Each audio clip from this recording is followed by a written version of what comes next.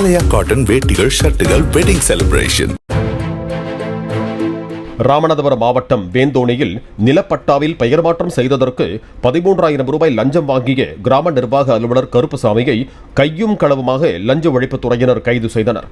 லஞ்சம் கேட்பது தொடர்பாக பொதுமக்கள் அளிக்கும் புகார் மீது நடவடிக்கை எடுப்பதோடு அவர்களது கோரிக்கையும் சட்டப்பூர்வமாக நிறைவேற்றி தரப்படும் என லஞ்ச ஒழிப்பு போலீசார் தெரிவித்திருக்கிறார்கள்.